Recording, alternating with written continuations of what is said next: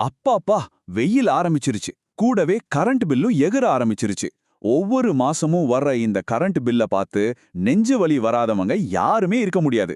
ஆனா கவலைப்படாதீங்க, சில ரொம்ப சிம்பிளான ஸ்மார்ட்டான வழிகளை வச்சு இந்த பில்லை எப்படி குறைக்கலாம்னு தான் இப்ப பார்க்க போறோம்.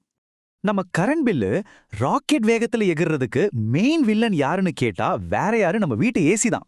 நம்ம பர்ஸ பதம் பார்க்கிற இந்த மிஷினை எப்படி அடக்கி ஆள்றதுன்னு தான் இப்ப பார்க்க போறோம். இந்த நம்பரை கொஞ்சம் பாருங்களேன். 11,880 ரூபா. தலை சுத்துதில்ல? இது ஏதோ சும்மா போட்ட நம்பர் இல்ல. ஒரு 1.5 டன் நான் இன்வெர்டர் ஏசி ஓடுன ஒரு வீட்ல நிஜமான ஒரு மாச கரண்ட் பில். நம்மள பல பேர் மாசம் இந்த மாதிரி ஒரு ஷாக் ட்ரீட்மெண்ட் வாங்குறோம் இல்லையா? ஓகே, இந்த பிரச்சனையை தீர்க்கணும்னா முதல்ல அந்த மிஷினை பத்தி கொஞ்சம் தெரிஞ்சுக்கணும். ரொம்ப டெக்னிக்கலா எல்லாம் போக வேண்டாம். ஆனா சில முக்கியமான விஷயங்களை சிம்பிளா புரிஞ்சுக்கிட்டாலே போதும், நம்ம பணத்தை ஈஸியா மிச்சப்படுத்தலாம். வாங்க பார்க்கலாம். ஏசினாலே முதல்ல நம்ம மனசுக்கு வர வார்த்தை டன். 1.5 டன் ஏசி, 1 டன் ஏசின்னு சொல்றோம்ல. ஆனா அந்த டன்னுக்கும் ஏசியோட எடைக்கோ அது எடுக்கிற கரண்ட்டுக்கோ எந்த சம்பந்தமும் இல்லைங்க.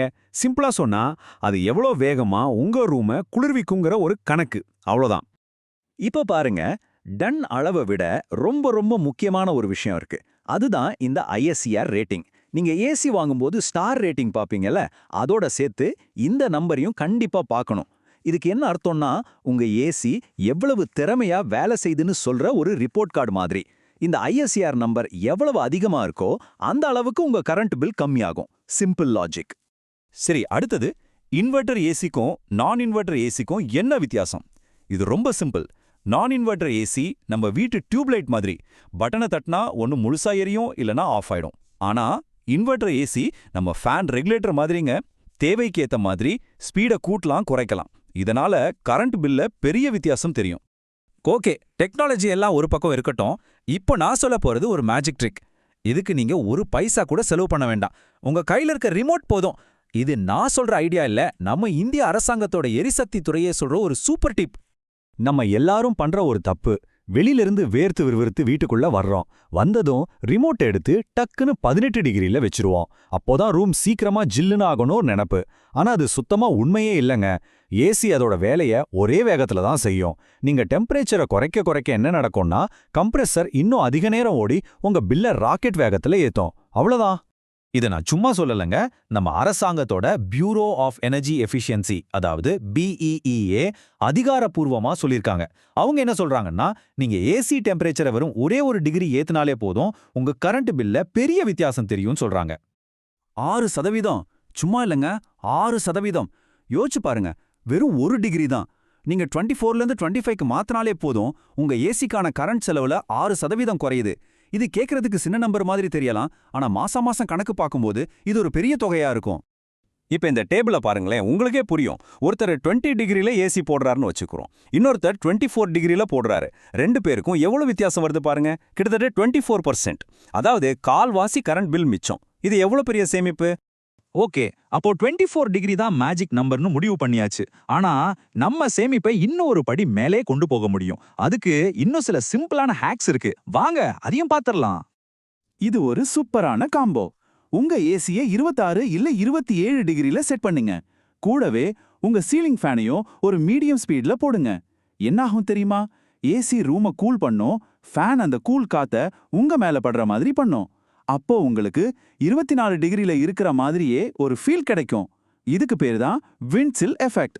ஏசிக்கு கம்மியான வேலை, உங்க பர்சுக்கு நிறைவான சேமிப்பு. அடுத்ததா நம்ம பார்க்க போறது ஒரு முக்கியமான பாகம். அது ஒண்ணு உங்க பணத்தை காப்பாத்தும், இல்லனா உங்க பாக்கெட்ல இருந்து பணத்தை திருடும். வேற எதுவும் இல்லைங்க, உங்க ஏசியோட ஃபில்டர் தான் அது. யோசிச்சு பாருங்க, உங்க ஏசி ஃபில்டர்ல ஒரே தூசியா அடைச்சிட்டு இருக்குன்னு வச்சுக்குவோம். அதனால ஏசியால காத்த சரியா உள்ள இழுக்க முடியாது, மூச்சு திணறல் மாதிரி தான். அப்போ அதே அளவு கூலிங்க கொடுக்க கம்ப்ரஸர் ரொம்ப கஷ்டப்பட்டு ஓவர் டைம் வேலை பார்க்கும். கிட்டத்தட்ட 15% வரைக்கும் அதிகமா கரண்ட் எடுக்கும். ரிசல்ட், கூலிங் கம்மி, ஆனா கரண்ட் பில் மட்டும் ஜாஸ்தி. ஆனா இதை சரி பண்றதுக்கு 10 நிமிஷம் கூட ஆகாது. மாசத்துக்கு ஒரே ஒரு தடவை அந்த ஃபில்டரை மெதுவா கழட்டி சாதாரண தண்ணியில கொஞ்சம் சோப்பு போட்டு கழுவி நல்லா காய வச்சு திரும்ப மாட்டிடுங்க. அவ்வளோதான், உங்க ஏசியோட லைஃபும் நல்லா இருக்கும், உங்க கரண்ட் பில்லும் கண்ட்ரோல்ல இருக்கும். இப்போ ஒரு ஸ்பெஷல் டிப். குறிப்பா மழைக்காலத்துல இல்லனா கடற்கரை ஓரத்துல இருக்கிறவங்களுக்கு இது ரொம்ப யூஸ் ஆகும். காத்துல ஈரப்பதம் அதிகமா இருந்தா ஒரு மாதிரி பிசுபிசுன்னு அன்கம்ஃபர்டபுளா இருக்கும்ல. அந்த மாதிரி நேரத்துல கூல் மோடுக்கு பதிலா உங்க ரிமோட்ல ட்ரை மோடுன்னு ஒன்னு இருக்கும், அதை ஆன் பண்ணுங்க. இது கம்ப்ரஸரை அதிகமா ஓட விடாது, ஆனா காத்துல இருக்கிற ஈரப்பதத்தை மட்டும் உறிஞ்சி எடுத்து ரூமை ரொம்ப இதமா வச்சுக்கும். கரண்ட் பில்லும் ரொம்ப கம்மியாகும். சரி, ஏசியை எப்படி ஸ்மார்ட்டா யூஸ் பண்றதுன்னு இப்ப நமக்கு தெரியும். ஆனா நம்ம கரண்ட் பில்லுக்குள்ளேயே ஒளிஞ்சிட்டு இருக்கிற ஒரு பெரிய ட்விஸ்ட் பத்தி இப்ப நம்ம பார்க்க போறோம். அதுதான் ஸ்லாப் சிஸ்டம். இது ரொம்ப சிம்பிளான கான்செப்ட் தான், ஆனா ரொம்ப முக்கியமான ஒண்ணு. நீங்க கம்மியா கரண்ட் யூஸ் பண்ணும்போது ஒரு யூனிட்டுக்கு ஒரு விலை இருக்கும். ஆனா நீங்க ஒரு குறிப்பிட்ட அளவை தாண்டிட்டீங்கன்னா அதுக்கப்புறம் நீங்க யூஸ் பண்ற ஒவ்வொரு யூனிட்டுக்கும் விலை டபுள் ட்ரிபிள்னு ஏறிட்டே போகும். இதுக்கு பேர் தான் ஸ்லாப் சிஸ்டம். உதாரணத்துக்கு இந்த சார்ட்டை பாருங்க. 100 யூனிட்டுக்கு விலை எவ்வளோ கம்மியா இருக்குன்னு பாருங்க. ஆனா 300 யூனிட், 500 யூனிட்னு நீங்க போக போக ஒரு யூனிட்டோட விலை எப்படி ராக்கெட் வேகத்துல ஏறுது பாத்தீங்களா? இதுதான் அந்த மறைக்கப்பட்ட ட்ராப். இப்போ உங்களுக்கு விஷயம் புரியுதா? உங்க ஏசி தான் பெரும்பாலும் உங்க மொத்த வீட்டு கரண்ட் பயன்பாட்டையும் அடுத்த காஸ்ட்லியான ஸ்லாப்குள்ள தள்ளி விடுது. இதனால என்ன ஆகுதுன்னா, நீங்க ஏசிக்கு மட்டும் அதிக காசு கட்டல, உங்க வீட்ல ஓடுற ஃபேன், லைட், ஃப்ரிட்ஜ், டிவி எல்லாத்துக்கும் சேர்த்து நீங்க அதிக காசு கட்டுறீங்க. ஏசி பண்ற வேலை இதுதான். அப்பா இவ்ளோ விஷயம் பார்த்தாச்சே, இதெல்லாம் எப்படி ஞாபகம் வச்சுக்கிறதுன்னு யோசிக்கிறீங்களா? கவலையே வேண்டாம், உங்களுக்காகவே எல்லாத்தையும் சேர்த்து ஒரு சிம்பிளான 4 பாயிண்ட் ஆக்ஷன் பிளான் இருக்கு. இந்த 4 விஷயத்த மட்டும் மறக்காம ஃபாலோ பண்ணுங்க. 1. ஏசிய எப்பவும் 24 டிகிரி அல்லது அதுக்கு மேல செட் பண்ணுங்க. 2. ஏசி கூடவே ஃபேனையும் யூஸ் பண்ணுங்க. 3. மாசம் தப்பாம ஃபில்டரை க்ளீன் பண்ணுங்க. 4. உங்க கரண்ட் பில் ஸ்லாப் ரேட்ஸை பத்தி கொஞ்சம் தெரிஞ்சு வச்சுக்கோங்க. கண்டிப்பா உங்க அடுத்த மாச பில்ல ஒரு நல்ல வித்தியாசத்தை பாப்பீங்க, இது நிச்சயம். சோ அடுத்த தடவை நீங்க ஏசி ரிமோட்டை கையில எடுக்கும்போது ஒரு செகண்ட் யோசிங்க. நீங்க சேமிக்க போறது உங்க பணத்தை மட்டும் இல்ல, நம்ம ஒவ்வொருத்தரும் இந்த மாதிரி ஸ்மார்ட்டா சேமிக்கிற ஒவ்வொரு யூனிட் கரண்ட்டும் நம்ம சுற்றுச்சூழலுக்கு நாம செய்யற ஒரு பெரிய உதவி. யோசிச்சு பாருங்களேன், நம்ம பர்ஸை காப்பாத்துற அதே விஷயம் நம்ம பூமியும் காப்பாத்துது. ஒரு சின்ன மாற்றம் எவ்வளோ பெரிய தாக்கத்தை உண்டாக்குது பாத்தீங்களா?